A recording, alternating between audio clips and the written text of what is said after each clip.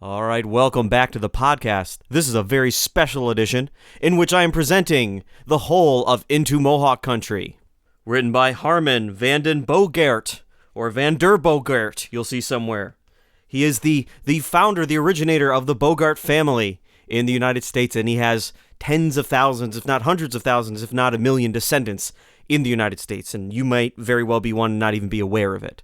Why this document is important is because it's the first written primary source of what the inside of the five nations looked like that we have. So this dates to 1634 and into 1635. We don't have an earlier description of the interior of the Iroquois Confederation before this point. This is it. This is the origin. This is the first and earliest primary source. That's why this is so important. Other reasons why it's important. Not only do we get a glimpse of the inside of the Iroquois world from the viewpoint of one of their allies instead of one of their enemies, which is most of the documents we have, we also get a glimpse inside of the mind of a young Dutch person in New Netherland, of which we get very little of. Because the Dutch, they're a Germanic people, they're very matter-of-fact, and they're working for this company, the Dutch West India Company. Most of the records we have from this time and all the way up through the end of New Netherland are legal in their content, legal or just normal business transactions. We don't get any little sense of their spirit or soul, really. There's only a couple letters and then this journal. So that's why this is so important. Just a couple more things before we get started. There are a lot of great modern editions of this with newer translations than the one I'm going to use. My translation is in the public domain, so I don't get in trouble or get sued by somebody. But there are some very good editions. There's even one that's a graphic novel that kids might like. I've used it in class before. And it is done by, I got it right here in my hands. Who is this? George O'Connor did the artwork. And of course, Vander Bogaert is the author of it. And then, of course, the best translations available are done by Charles Gehring, who is the renowned expert in New Netherland and just, all around the guru on the subject. So I pale in comparison to the man. So if you want to get the best version possible, look for one of the versions done by Charles Gehring. He's done at least 2 editions. So that being said, my edition, the grammar isn't that great. It's an old translation. It's a 150-year-old translation of a 400-year-old document written in Dutch. So if you notice some weird turns of phrase or some bad grammar, don't blame me. It's not my fault. So if you want to make a complaint, get yourself a time machine, go back 150 or so years and blame the first translator. And then if that doesn't suffice, go back 400 years and blame Harmen yourself.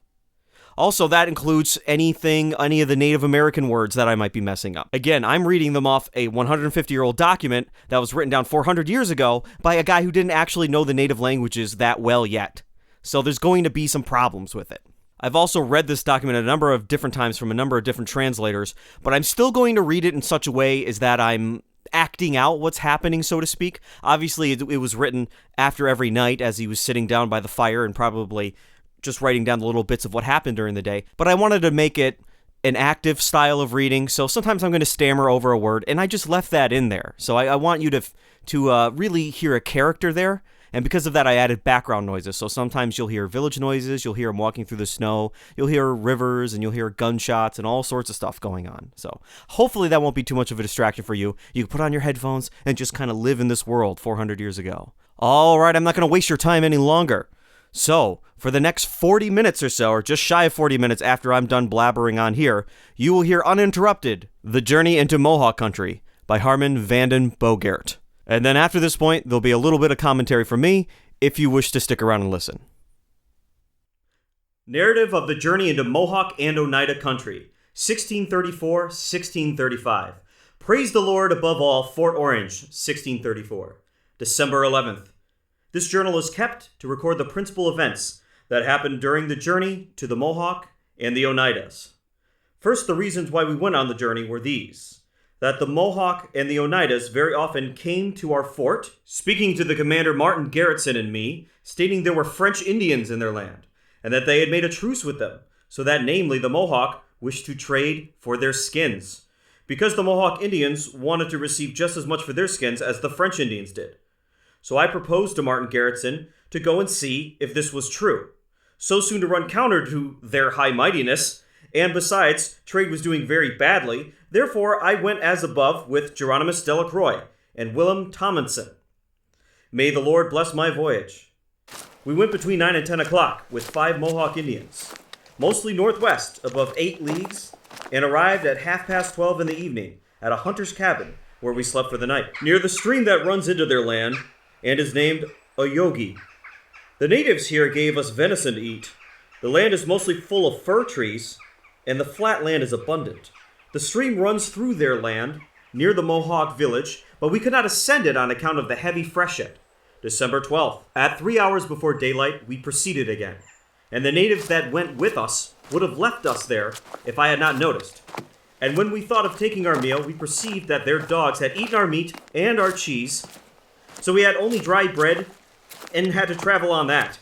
And after going for an hour, we came to the branch of the river that runs into our river just past the Mohawk villages, where the ice drifted very fast. Geronimo's crossed first, with one native in a canoe made of the bark of trees. Because there was only room for 2, after that Willem and I went over, and it was so dark that we could not see each other unless we came very close together. It was not without danger. When all of us had crossed, we went another league and a half and came to a hunter's cabin, which we entered to eat some venison, and hastened further. And after another half league, we saw some natives approaching, and as soon as they saw us, they ran off and threw their sacks and bags away, and fled down a valley behind the underwood, so that we could not see them. We looked at their goods and bags, and took therefrom a small loaf of bread. It was baked with beans, and we ate it. We went further, and mostly along the aforesaid kill that ran very swiftly because of the freshet. In the kill, there are a very many good islands, and on the sides upwards of 500 or 600 morgens of flat land. Yes, I think even more. And after we had been marching about 11 leagues, we arrived at 1 o'clock in the evening, half a league from the first village, at a little house. We found only native women inside. We should have gone further, but I could hardly move my feet because of the rough road, so we slept there. It was very cold, with northerly wind. December 13th. In the morning, we went together to the village over the ice that during the night had frozen on the kill. And after going half a league, we arrived at the first village, which was built on a high hill. There stood but 36 houses in rows like streets, so we could pass nicely. The houses are made and covered with the bark of trees, and are mostly flat at the top. Some are 100, 90, or 80 paces long and 22 or 23 feet high.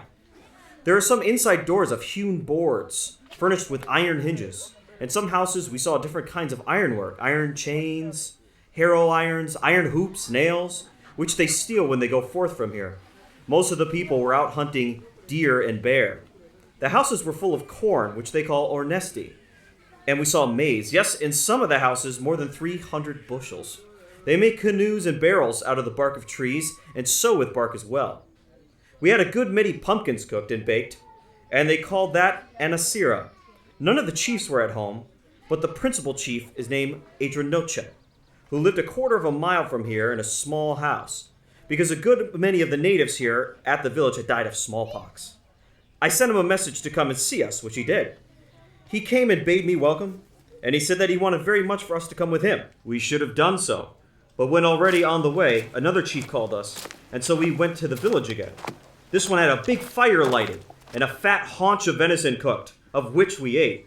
He gave us 2 bear skins to sleep upon, and presented me with 3 beaver skins. In the evening, Willem Thomason, whose legs were swollen from the march, had a few cuts made with a knife therein, and after had it rubbed with bear's grease. We slept in this house, ate heartily of the pumpkins, beans, and venison, so that we were not hungry, but were treated as well as possible in their land. We hope that all will succeed. December 14th. Geronimus wrote a letter to our commander, Martin Garretson, and asked for paper, salt, and green tobacco for the natives. When we went out to shoot turkeys with the chief, we could not get it. In the evening, I bought a very fat one for 2 hands of wampum. The chief cooked it for us, and the grease he mixed with our beans and maize. This chief showed me his idol. It was a male cat's head, with the teeth sticking out. It was dressed in duffel cloth. Others have a snake, a turtle, a swan, a crane, a pigeon, or the like for their idols, to tell fortunes. They think they will always have good luck in doing so. From here, 2 natives went with their skins to Fort Orange. December 15th. I went again with the chief to hunt turkeys, but could not get in. And in the evening, the chief again showed us his idol, and we resolved to stay here another day or 2 or 3, until the opportunity came to proceed, because of all the footpaths had disappeared under the heavy snowfalls. December 16th.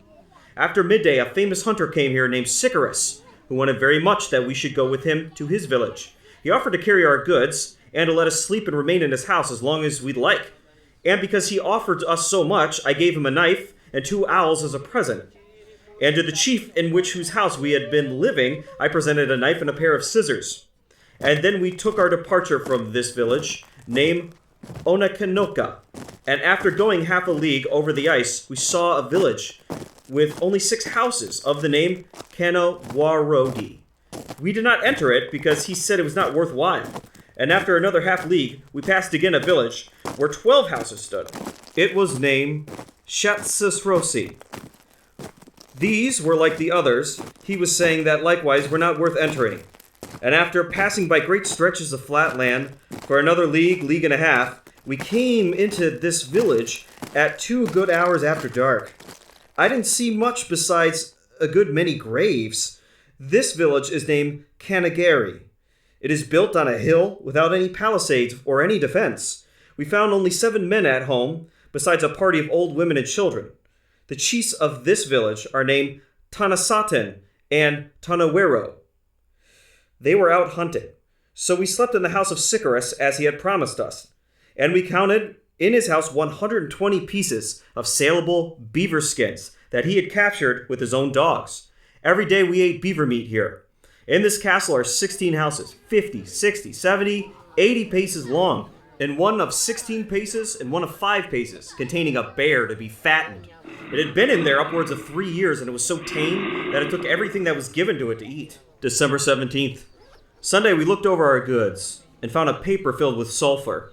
And Geronimus took some of it, threw it onto a fire. The natives saw a blue flame and smelled the smoke, and they told us that they had the same stuff. And when Sycharis came, they asked us to let them take a look at it. And it was the same. And we asked him where they obtained it.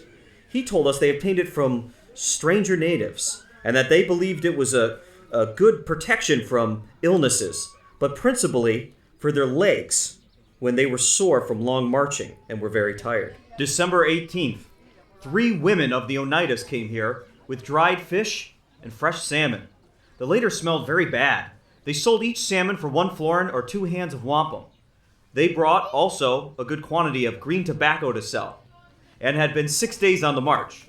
They could not sell all their salmon here, but went further on to the first village. And when they returned, we were to go with them. And in the evening, Geronimus told me that a native tried to kill him with a knife. December 19th.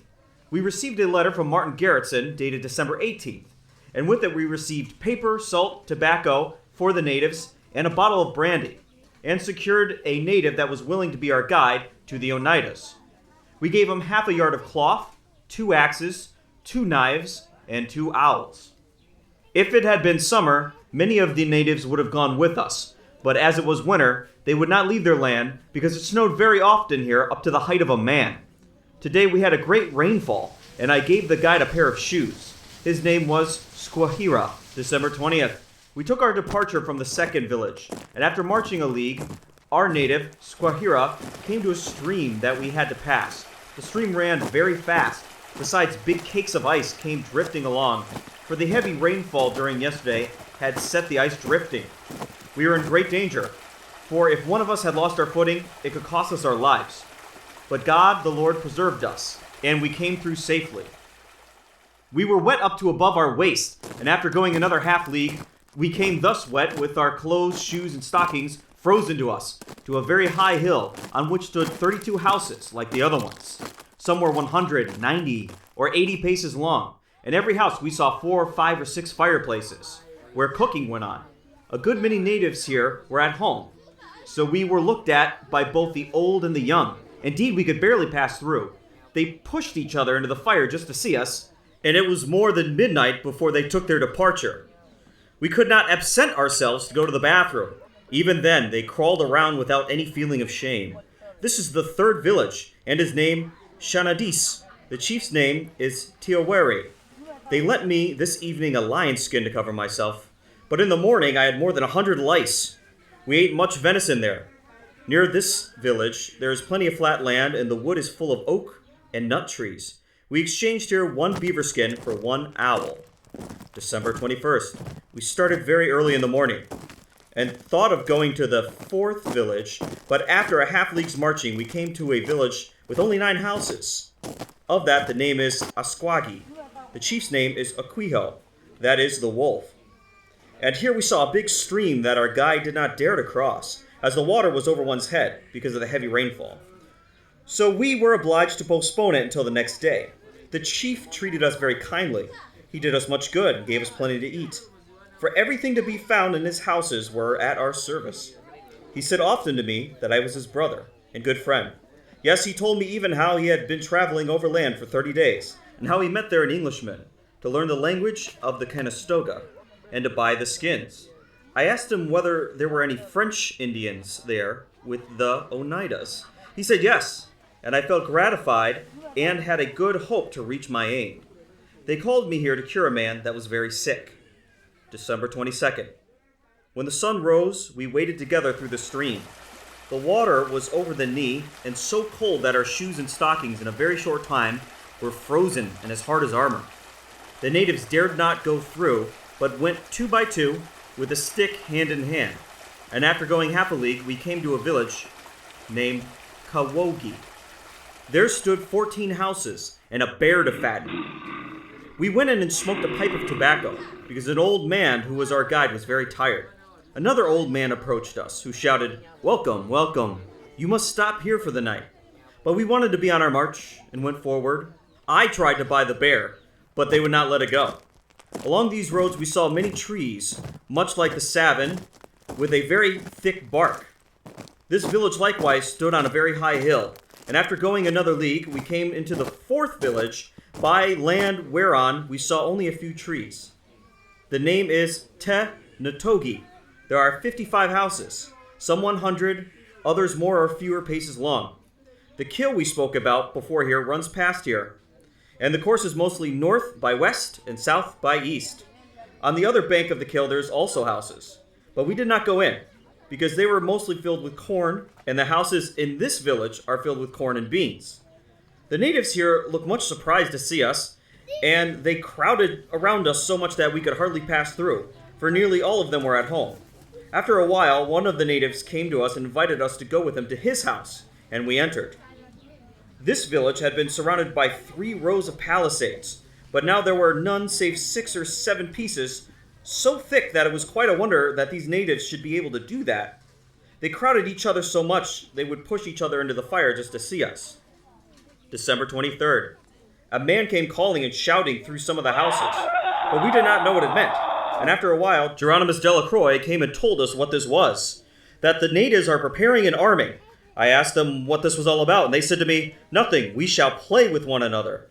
And there were 4 men with clubs and a party with axes and sticks. There were 20 people armed, 9 on one side, 11 on the other, and they went off against one another, and they fought and threw each other. Some of them wore armor and helmets that they made themselves out of thin reeds and strings braided upon each other, so tightly that no arrow or axe could pass through and wound them so severely. And after they had been playing thus a good while, the parties closed in on one another and dragged each other by the hair, just as they would have done so to their enemies after defeating them and before cutting off their scalps. They wanted us to fire our pistols, but we went off and left them alone. This day we were invited to buy bear meat, and we also got half a bushel of beans and a good quantity of dried strawberries. And we bought some bread that we wanted to take on our march. Some of the loaves were baked with nuts and cherries and dry blueberries and the grains of sunflower. December 24th. It was Sunday. I saw in one of the houses a sick man. He had invited 2 of their doctors that could cure him. They called themselves Simichokes. And as soon as they came, they began to sing and to light a big fire. They closed the house most carefully everywhere so that the breeze could not come in. And after that, each of them wrapped a snake skin around his head. They washed their hands and faces, lifted the sick man from his place, and laid him alongside the big fire. Then they took a bucket of water, put some medicine in it, and washed in this water a stick about half a yard long, and kept sticking it in their own throats, so that the end of it was not to be seen. And then they spat on the patient's head and over his body. And after that they had made all sorts of farces, as shouting and raving, slapping of the hands. So are their manners. with many demonstrations upon one thing and another, till they perspired so freely that their perspirations ran down all of their sides. December 25th. Being Christmas, we rose early in the morning and wanted to go to the Oneidas, but it was snowing steadily. We could not go, because nobody wanted to go with us to carry our goods. I asked them how many chiefs there were in all, and they told me 30. December 26th. In the morning, I was offered 2 pieces of bear's bacon to take with us on the march, and we took our departure, escorted by many of them that walked before and after us. They kept shouting, "Alessa rondete," that is, to fire our pistols. But we did not want to do so, and at last they went back. This day we passed over many a stretch of flat land and crossed a kill where the water was knee-deep, and I think we kept this day mostly the direction of west and northwest. The woods that we traversed consisted of, in the beginning, mostly of oaks, but after 3 or 4 hours of marching, it was mostly birch trees. It snowed the whole day, so it was very heavy marching over the hills, and after 7 leagues, by guess, we arrived at a little house made of bark in the forest, where we lighted a fire and stopped for the night to sleep. It went on snowing with a sharp northerly wind. It was very cold. December 27th. Early in the morning again, on our difficult march, while the snow was 2.5 feet in some places, we went over the hills and through the underwood. We saw traces of 2 bears and elks, but no natives. There are beech trees, and after marching another 7 or 8 leagues, at sunset, we found a little cabin in the forest, with hardly any bark, but covered with the branches of trees. We made a big fire and cooked our dinner. It was so very cold during the night that I could not sleep more than 2 hours in all. December 28th. We went as before, and after marching 1 or 2 leagues, we arrived at a kill that the natives told me ran into the land of the Mohawk. And after another mile, we met another kill that runs into the South River, as the natives told me, and here are a good many otter and beaver are caught. This day we went over many hills. The wood was full of great trees, many birches, and after 7 or 8 leagues of marching, we did the same as mentioned above. It was very cold. December 29th. We went again, proceeding on our voyage, and after marching a while, we came to a very high hill. And as we had nearly mounted it, I fell down so hard that I thought I had broken my ribs.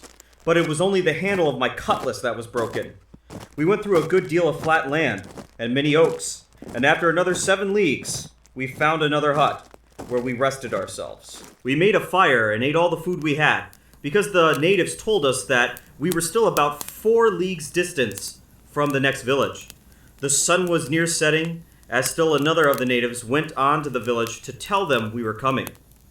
We would have gone with him, but because we felt so hungry, the natives would not take us along with them. The course was northwest. December 30th.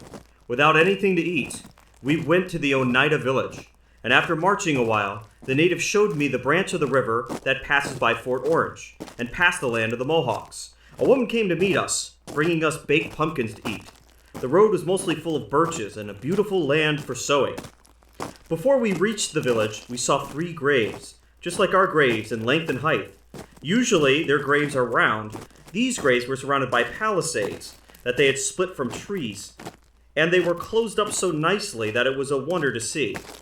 They were painted with red and white and black paint, but the chief's grave had an entrance, and on the top of that was a big wooden bird, and all around it were painted dogs, and deer, and snakes, and other beasts. After 4 or 5 leagues marching, the natives still prayed us to fire our guns, and so we did, but loaded them again directly and went on to the next village. And we saw on the northwest of us a large river, and on the other side thereof tremendously high land that seemed to lie in the clouds. Upon inquiring closely into this, the natives told us that this is the river the Frenchmen came to trade.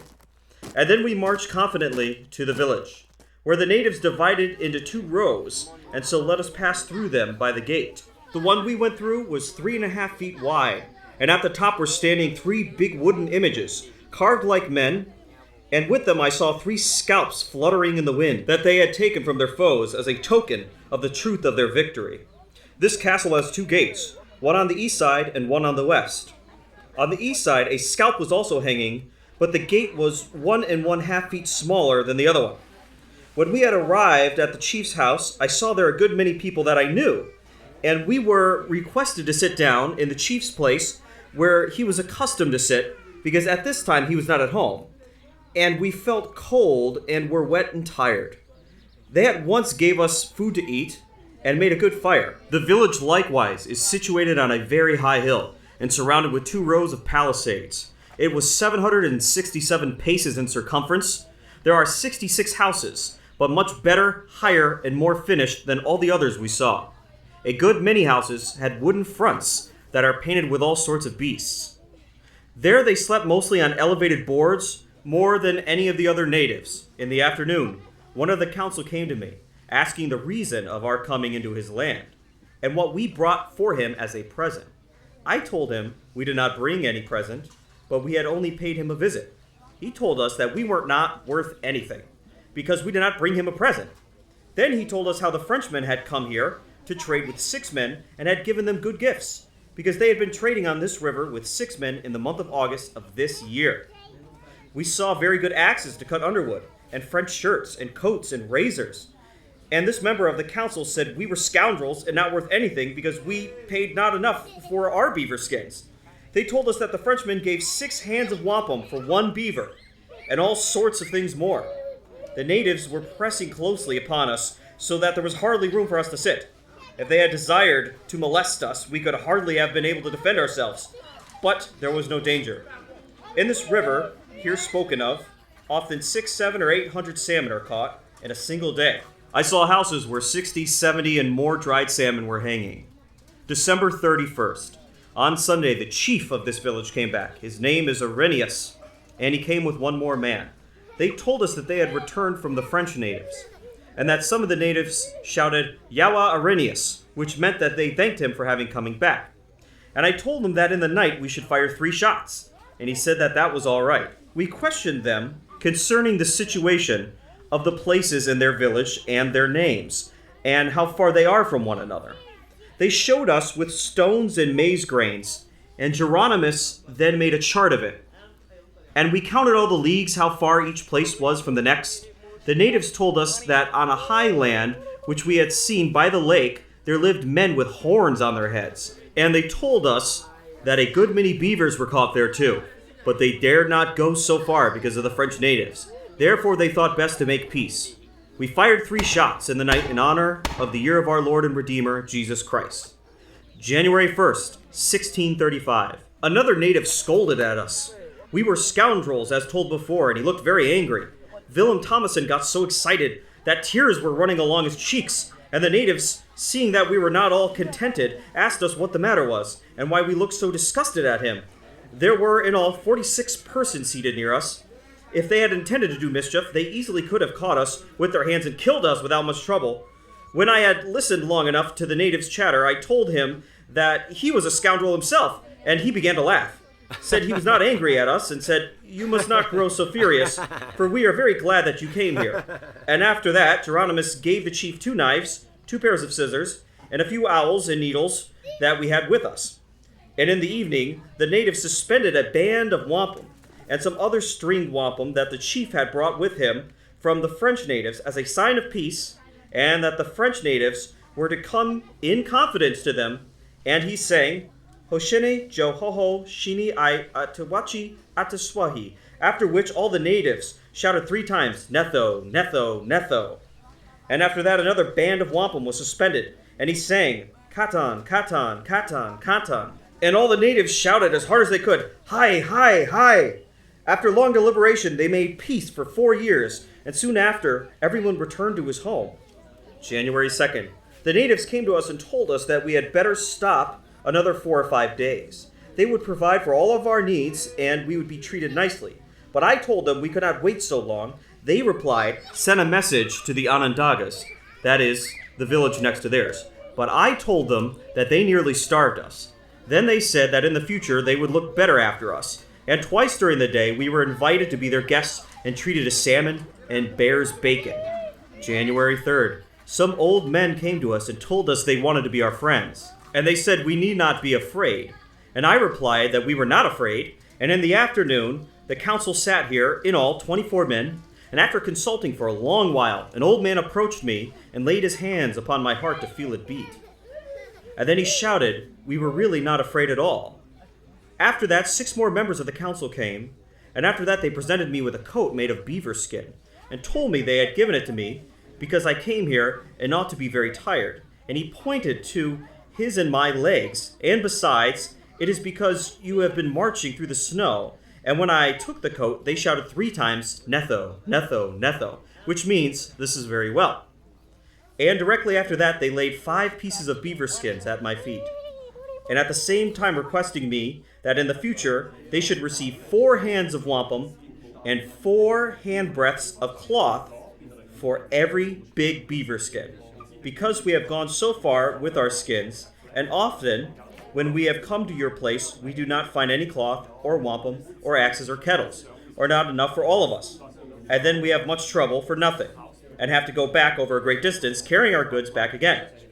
After we sat for a considerable time, an old man came to us and translated it to us in the other language, and told us that we did not answer yet whether they would have 4 hands of wampum or not for their skins.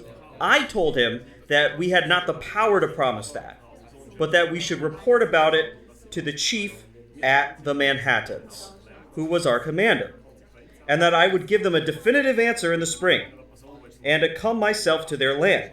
Then they said to me, Washmako, you must not lie, and surely come to us in the spring, and report to us what is all about. And if you will give us 4 hands of wampum, we will not sell our skins to anyone but you. And after that he gave me 5 beaver skins, and shouted as loud as they could, Netho, Netho, Netho. And then, that everything should be firmly binding, they sang a song that means that I could go to all these places, they said, the names of all of the villages, freely and everywhere.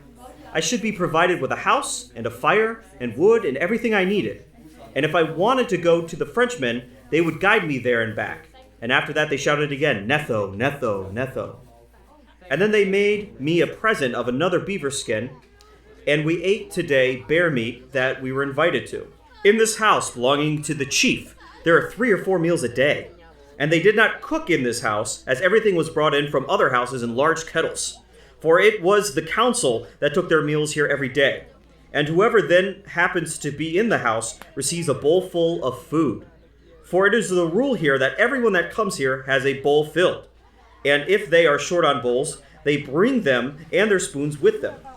They thus go and seat themselves side by side. The bowls are then fetched and brought back filled for the guests that is invited, and they do not rise before the guest has eaten. Sometimes they sing, and sometimes they do not, thanking the host before they return home. January 4th, 2 natives came, inviting us to come and see how they used to drive out the devil. I told them that I had seen it before, but they did not move off, and I had to go. And because I did not choose to go alone, I took Geronimus along. I saw a dozen men together who were going to drive him off. After we arrived, the floor of the house was thickly covered with the bark of trees for the hunters of the devil to walk upon. They were mostly old men, and they had their faces all painted with red paint, which they always do when they are going to do anything unusual. 3 men among them had a wreath on their heads, on which stuck 5 white crosses. These wreaths are made out of deer hair that they had braided with the roots of a sort of green herb. In the middle of the house, they put a man who was very sick, and who was treated without success during a considerable time. Close by sat an old woman with a turtle shell in her hand. In the turtle shell were a good many beads. She kept clinking all the while, and all of them sang to the measure. Then they would proceed to catch the devil and trample him to death. They trampled the bark to atoms, so that none of it remained whole. And wherever they saw a little bit of cloud of dust upon the maize, they beat it to great amazement, and they blew the dust at one another, and they were so afraid that they ran as if they really saw the devil. And after a long stamping and running, one of them went to the sick man and took away an otter that he had in his hand. And then he sucked the sick man for a while on his neck and on his back. And after that he spat in the otter's mouth and threw it down. At the same time he ran off like a madman through fear.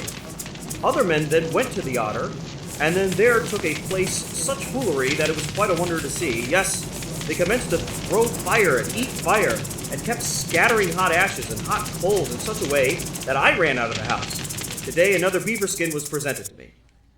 January 5th. I bought 4 dried salmon and 2 pieces of bear bacon that was about 9 inches thick, and we saw even thicker too. They gave us beans to cook with our bear bacon and to eat today. And further, nothing particular happened. January 6th. Nothing particular than that I was shown a parcel of flint stones wherein they make fire when they are in the forest. Those stones would do very well for our firelock guns. January 7th. We received a letter from Martin Garretson, dated from the last of December. It was brought to us by the Oneida that arrived from our fort. He told us that our people grew very uneasy about us not coming home, and that they thought we had been killed. We ate fresh salmon only 2 days caught, and we were robbed today of 6.5 hands of wampum that we never saw again. January 8th. Irenaeus came to me and said that he wanted to go with me to the fort and take all his skins to trade. Geronimus tried to sell his coat here, but he could not get rid of it. January 9th. During the evening, the Onondagas came. There were 6 old men and 4 women. They were very tired from the march and brought with them some bear skins. I came to meet with them and thanked them that they should come here to visit us. And they welcomed me, and because it was very late, I went home. January 10th. Geronimus burned the greater part of his pantaloons that dropped into the fire during the night. And the chief's mother gave him cloth to repair it, and Willem Thomason repaired it. January 11th. At 10 o'clock in the morning, the natives came to me and invited me to go to the house where the Onondagas sat in council. They will give you presents, and I went there with Geronimus. We took our pistols with us and sat alongside them near an old man of the name of Canistogeria, about 55 years of age, and he said, "Friends, I have come here to see you and talk to you." Wherefore we thanked him. And then after that we sat in council for a long time. An interpreter came to me and gave me 5 pieces of beaver skin because we had come into their council. I took the beaver skins and thanked him. And they shouted 3 times, "Netho." And after that, another 5 bear skins they had laid upon my feet. And they gave them to me because I had come to their council house. He said we should have been given a good many skins as presents if we came into his land, and that he earnestly requested me to come visit their land in the summer. And that after that he gave me another 4 beaver skins, and asked at the same time to be better paid for their skins. They would bring us a great quantity if we did, and if I came back in the summer to their land, we should have 3 or 4 natives along with us to look all around the lake and show us where the Frenchmen come to trade with their shallops. And when we gathered our 14 beavers, they again shouted as hard as they could, "Zenea Netho!" And we fired away our pistols and gave the chief 2 pairs of knives, some owls and needles, and then we were informed we might take our departure. We had at this time 5 pieces of salmon and 2 pieces of bear bacon that we were to take on the march. And here they have a good many loaves and even flour to take with us. January 12th. We took our departure. And when we thought everything was ready, the natives did not want to carry our goods, 28 beaver skins, 5 salmon, and some loaves of bread, because they had already quite enough to carry. But after a good deal of grumbling and some nice words, they at last consented to carrying our goods. Many natives walked along us, and they shouted, "Ale sarandadati," that is, to fire our pistols. And when we came near the chief's grave, we fired 3 shots, and they went back. It was about 9 o'clock when we left this place, and walked only about 5 leagues through 2.5 feet of snow. It was a very difficult road, so that some of the natives had to stop in the forest and sleep in the snow. We went on, however, and reached a little cabin where we slept. January 13th. Early in the morning, we were on our journey again, and after going 7 or 8 leagues, we arrived at another hut, where we rested a while, cooked our dinner, and slept. Irenaeus pointed out to me a place on a high mountain, and said that after 10 days marching, we could reach a big river there, where plenty of people are living, and where plenty of cows and horses are. But we had to cross the river for a whole day, and then proceed for 6 days more in order to reach it. This was the place which we passed on the 29th of December. He did us a great deal of good. January 14th. On Sunday, we made ready to proceed, but the chief wished to go bear hunting and wanted to stop here. But because it was finer weather, I went alone with 2 or 3 natives. Here the Mohawk Indians joined us, and they wanted to go and trade elk skins and bear fat. January 15th. In the morning, 2 hours before daylight, after taking breakfast with the natives, I proceeded on the voyage, and when it was nearly dark again, the natives had made a fire in the wood. As they did not want to go farther, and I came about 3 hours after dark to a hut where I had slept on the 26th of December. It was very cold. I could not make a fire and was obliged to walk the whole night to keep warm. January 16th.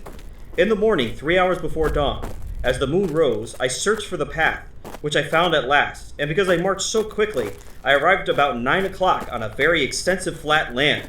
And after having passed over a high hill, I came to a very even footpath that had been made through the snow by the natives who had passed this way with much venison, because they had come here to the home of their village after hunting.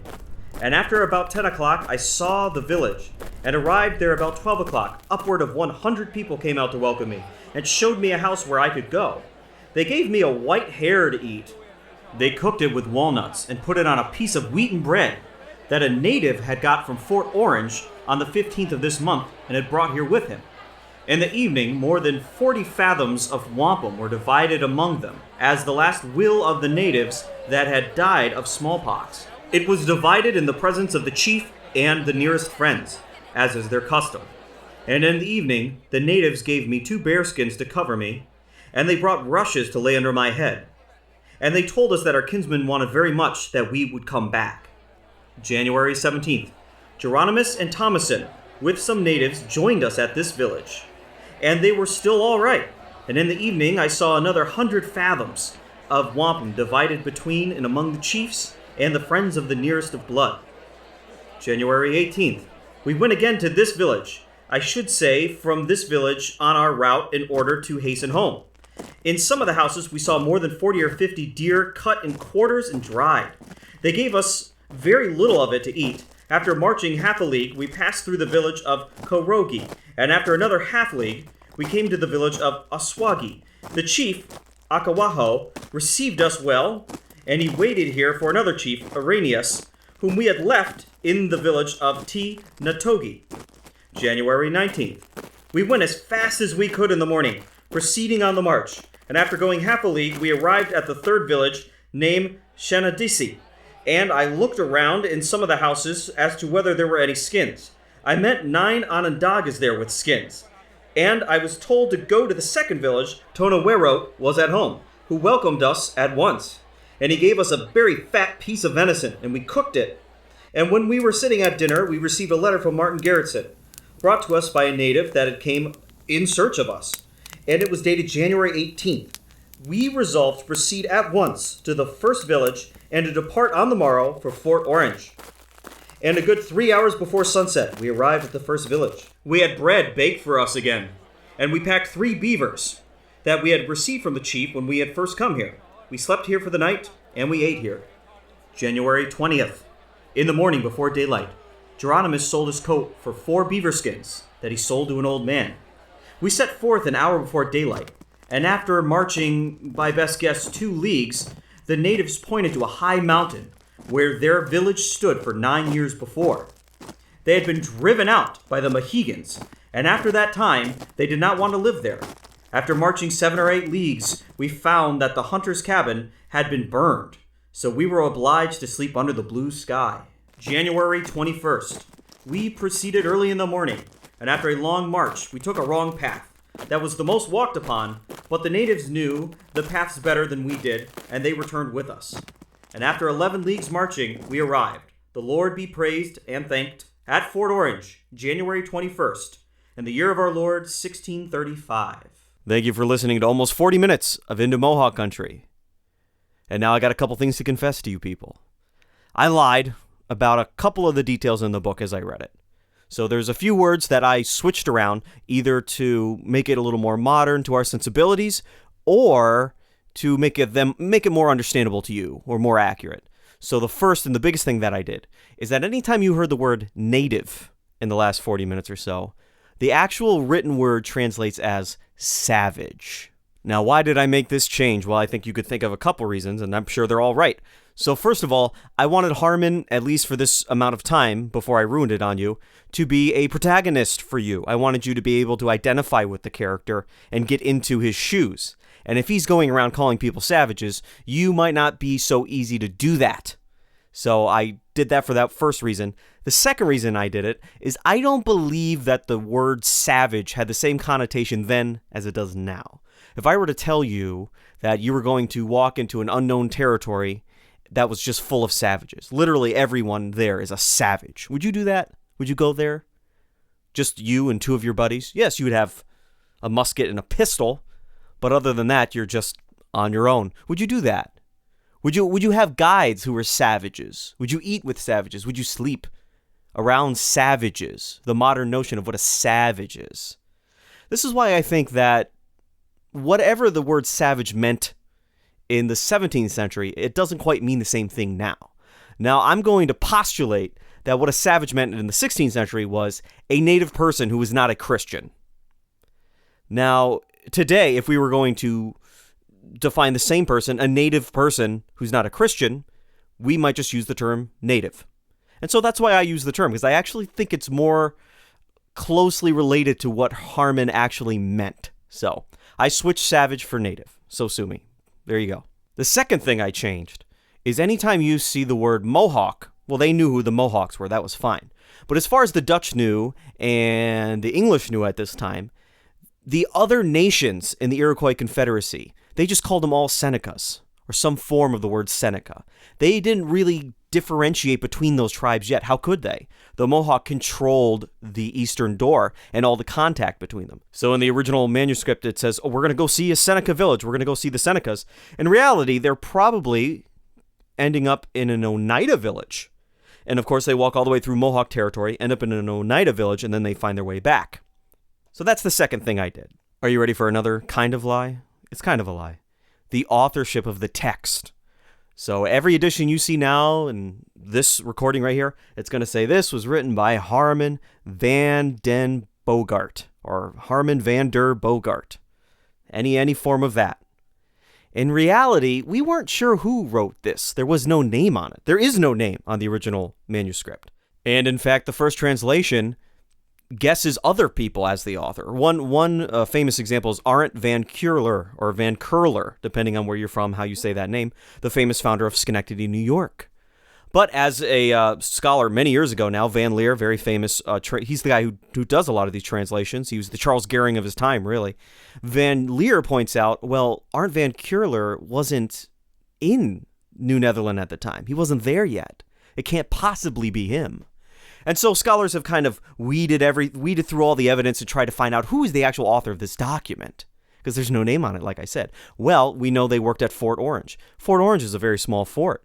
There's only a certain amount of people working there. As we've covered in past episodes, you can have a dozen people there, and it's fully staffed, because you're not doing very many things there.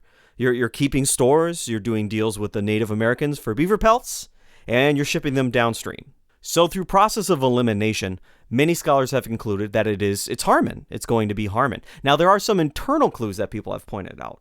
One clue is the many times that the Native Americans ask Harmen specifically to witness some sort of healing ceremony, where somebody has an illness and they're going to drive out the evil spirits that caused that illness. Now, why would Harmen be beckoned to watch this thing unless they knew he was some sort of healer? Now, he was what's called a barber surgeon. So that's going to be roughly analogous to what we saw in the text when we have these Native American healers, and they would have recognized him as a healer from another culture. That's a little piece of internal evidence. Another piece of evidence, which is really convincing, I'm going to bring up later on, because Harmen, as much as I try to make him our protagonist, he might be a villain by the end of this story. By the end of this, you might hate him. You'll probably hate him by the end of this. So if you really like the story and you want to just keep the little fairy tale vision of the man in your head, you can just end this right now. So we'll tackle that at a later time. But first, let's go to the beginning of the text. What is the problem? What is the issue that causes this great journey that takes over a month, at least? I don't know. You can go through the dates. Well, the furs have stopped coming in. Now, if you remember anything about the colony so far, right now, furs are the lifeblood of the colony. Later on, there'll be other revenue streams. But at this point, if the furs don't come in, there's no point in the colony existing. So the furs have stopped. And so Harmen and his two buddies, they're going to be tasked with going into Mohawk country. Hence the title of the work. They're going to go into Mohawk country, see what the problem is, and try to fix the problem. Get the stream of furs going their way.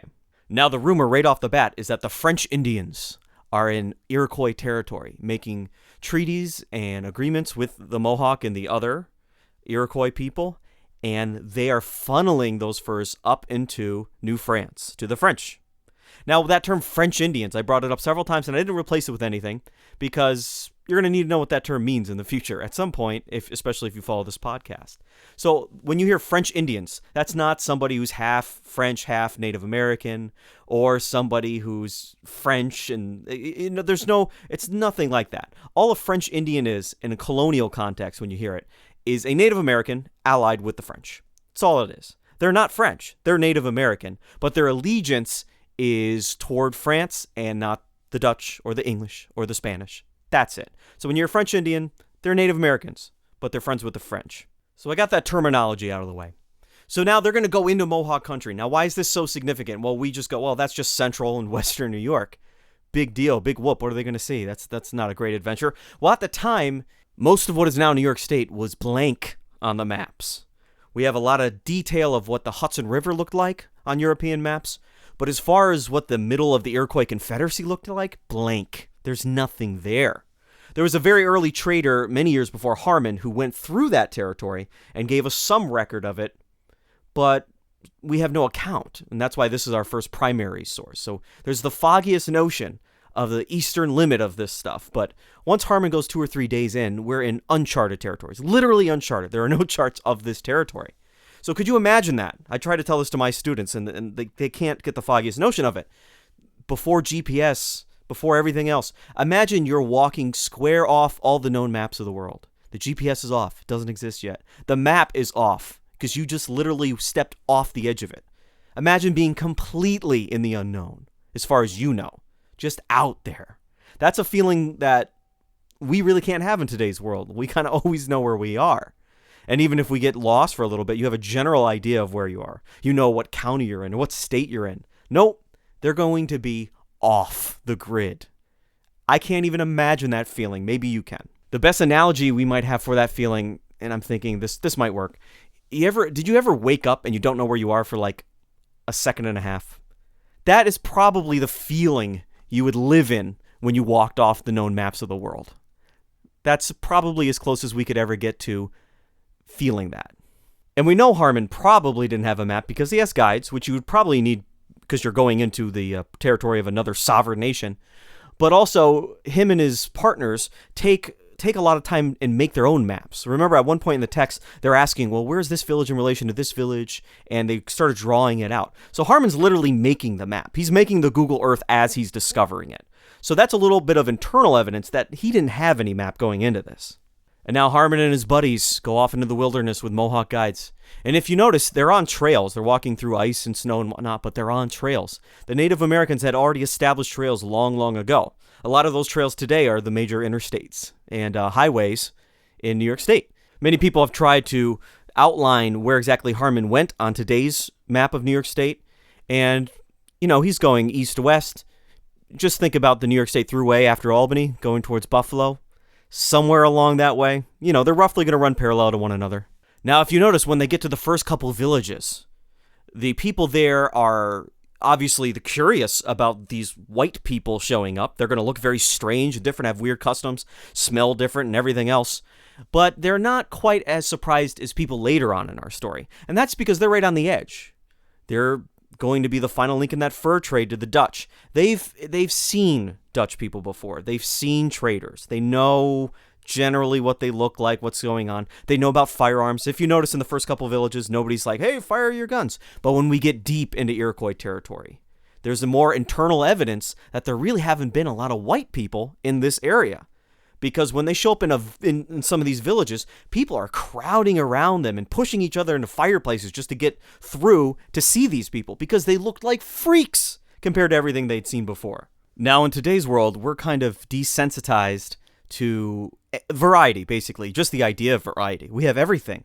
We can see what people look like at any place on the planet. We can hear their languages. We can hear their music.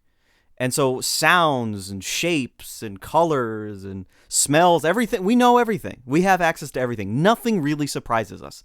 But imagine being a Native American person in the Northeast United States and your definition of a human being comes from every human being you've ever seen, and that's only ever been other native people from the Northeast United States.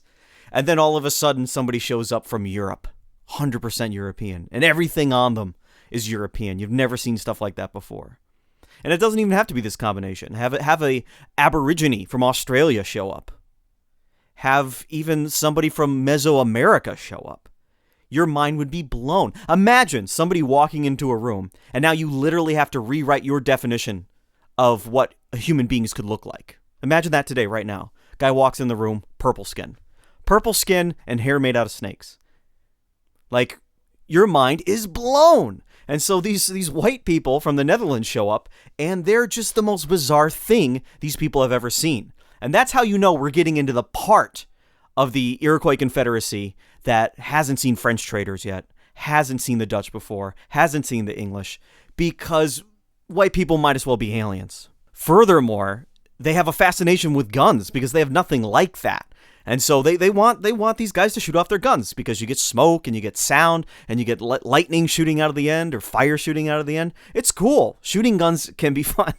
People like to do it. It's a popular hobby. And if you've never seen it before, it definitely will get your attention. Now, as interesting as all these ideas are, this is one of the weaknesses in the document because Harmen is the outsider. If we're going to use this to get any sort of information about the Iroquois at this time, it's blatantly clear from the document that we're getting it through the point of view of a guy who's not one of them. Not one of them and not very well acquainted yet anyway. And so he gets confused sometimes. He doesn't exactly know what's going on sometimes. At one point, somebody shows him an idol, and he's kind of like, I don't know what you want me to do with this. I don't understand what's going on here. At other times, he sees healing ceremonies, and you could tell at certain points he's confused at what the purpose was. You know, whether or not he believes it or not, he doesn't always understand what they're trying to communicate with him. So if we're going to use this document to glean something out of what it was like in an Iroquois village in the 1630s, you always have to put it through that lens and have it in the back of your head that, well, maybe this guy didn't exactly know what the hell was going on. He probably didn't. Who knows?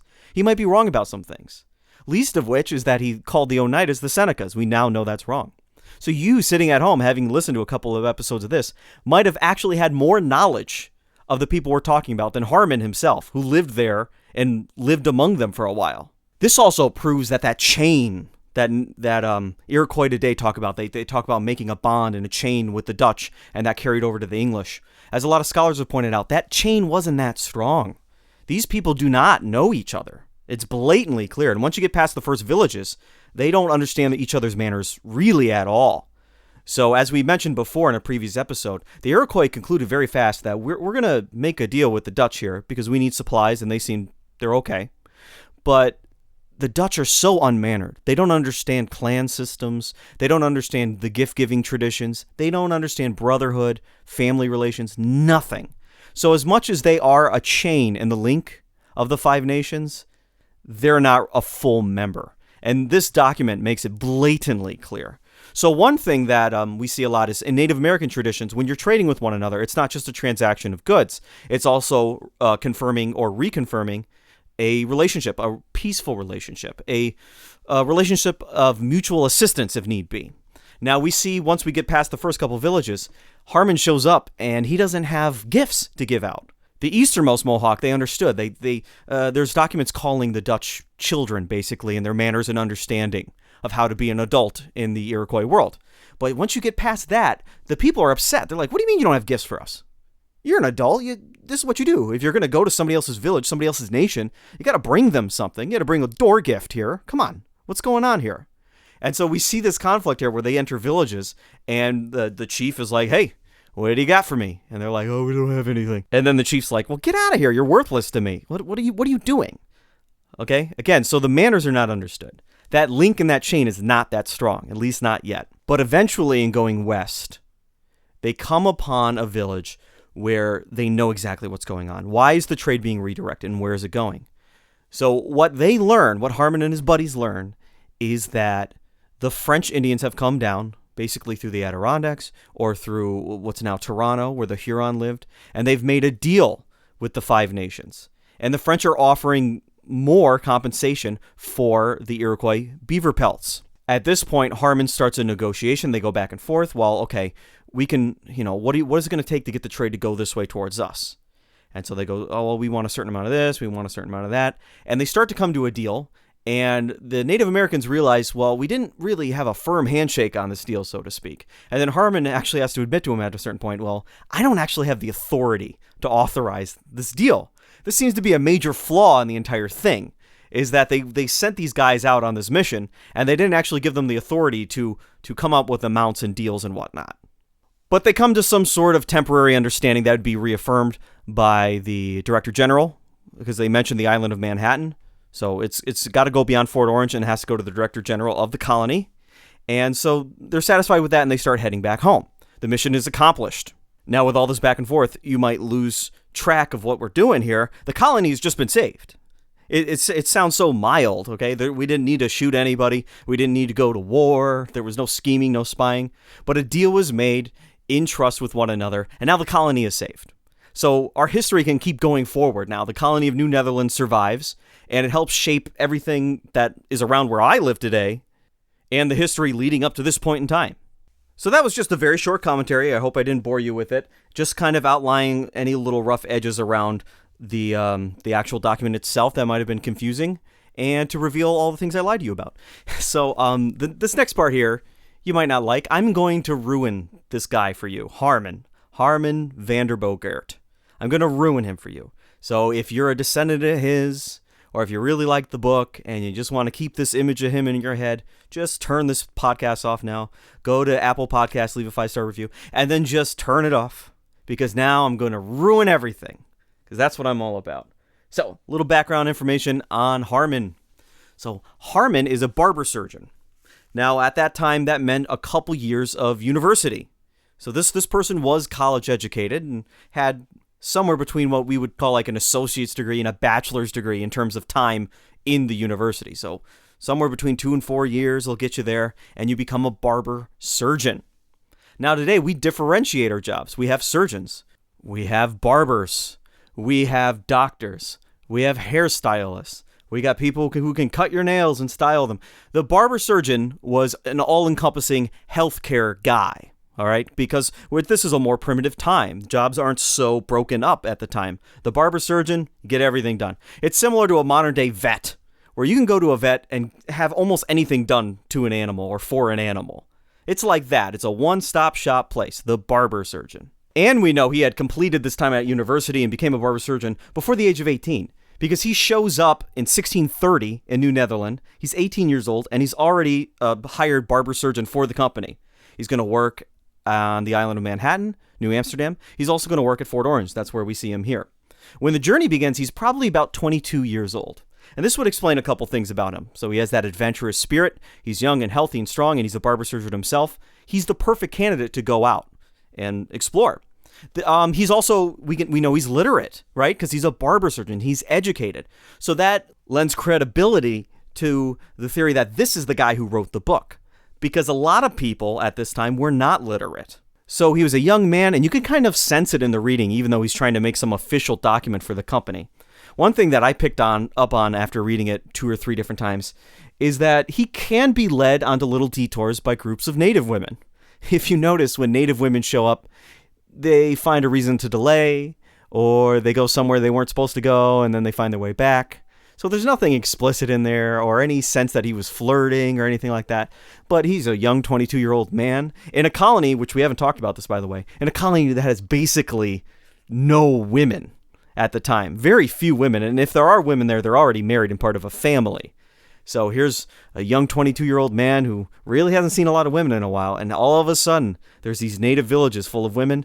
So you can see it in the text. If you go through it yourself and read it or listen to it again, you'll go, oh yeah, he does seem to kind of wander off at certain times. We know around this time too, as he was being paid by the company, he was reinvesting that money into privateering.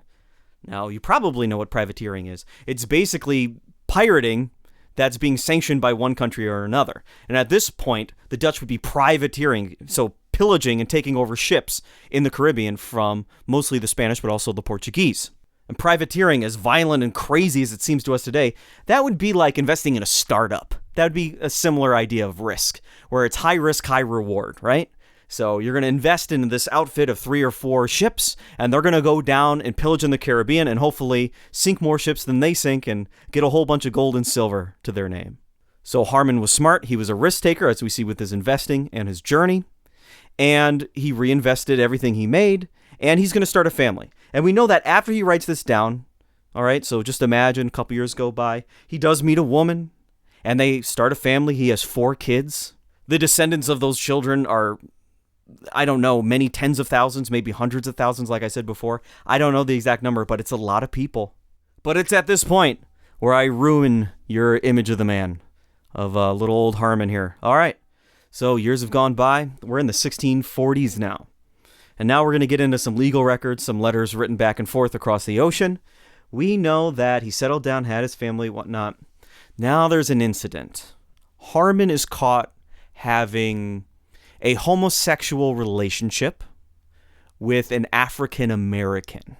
Now, some journalists who have written little blurbs about him, they'll just end there, and they'll depict him as some kind of pioneer of interracial relationships and of the LGBT community. And again, now we have this starry image of him again as some sort of first in the colony. Well, let's keep digging and look at more of the details, because it doesn't get better from this point.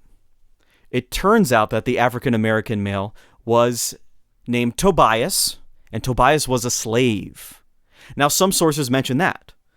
Now, there are other sources that add more detail, and we realize that Tobias was his slave. Well, now things are starting to go downhill. This doesn't look good. Now things are getting awkward. So he ends up having a sexual relationship with his own slave. This is not good. This just isn't. So this is terrible. We don't like this. Can I make this worse for you? Yes, I can make this worse for you. Tobias is not a man. He is described as a boy. We don't know his exact age, but he's not an adult man. So now this gets really weird. Now it's not an image of an early LGBTQ hero coming onto the scene. You throw more details in and you realize you have a slave owner taking an advantage of a very young, by today's terms, underage slave. Now he's a terrible person, right? Now he's just the devil. That's why I say it to this point, because the document has merit and has value and it's an adventure. And then many years later, this stuff happens. Just awful, right? It's just, you don't even want it. Well, the story, there is a couple more interesting turns coming up here, but it's all downhill from here.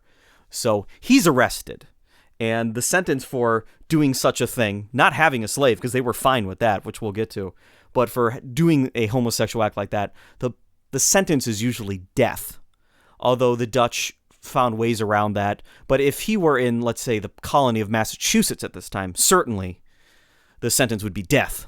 So Harmen and Tobias are both arrested. What happens at this point is Harmen manages to get out. Not only does he get out, but he breaks out Tobias, and the two of them run off. And where are they going to go? Where is Harmen going to go? Where could he possibly go to evade Dutch authorities? He's going to go into Mohawk country. So here's another little piece of evidence that he was the author of this earlier document. Again, that doesn't have a name on it. He flees into Mohawk country. He goes there. He goes back because he knows them now. He has relations with them. And they go and they seek refuge in a village. And the records aren't clear, but it seems as if Harmen didn't tell the natives what was going on. He was simply there. Tobias is going to be caught at a certain point. It's not clear when or where. And I believe as a punishment, he gets like a slap on the wrist on account of his position as a slave and the fact that he was a child. But Harmen, he's going to seek refuge. Somebody gives him lodging in a longhouse in a village somewhere. And then the Dutch come looking for him. And they find him. They actually catch up to Harmen. And Harmen's taken by surprise inside of a longhouse. And he actually sets it on fire to create a distraction, it's believed. And he tries to run out the back way. And Harmen manages to get away. He gets away. But then, we know this now, his second journey into Mohawk country was also in the winter. And he falls through the ice. We don't know if it's on a river or a pond or a lake. He falls through the ice. All right. And that's it. He dies. What a terrible ending to this story, right? But I'm not going to lie to you. I'm not going to take out detail that would be inconvenient for the story. I'm just going to put it at the end here and give you lots of warning. He's gone. Not only is he gone, but the Iroquois, having lost some property themselves, their house being burned down, at least one longhouse, they receive compensation because Harmen's property is sold off. His family, I imagine, just now were living in poverty. And some of the proceeds from his property being sold off were sent to the Mohawk as compensation for the damage that he caused. So the Bogaert family, because of the actions of their husband and father, Harmen, are near destitute, I imagine. We've opened the lid on the issue of slavery, and we've seen how terrible it can be. And this nice little adventure that I set out to set you on is just... I meant to send you on Bill and Ted's Excellent Adventure, and you ended up on Bogus Journey. So, I think I'm just going to leave you here. Yeah, I'm just going to let you sit in this. So, this has been another episode of the Other States of America History Podcast. I'm Eric Giannis. Thank you for listening.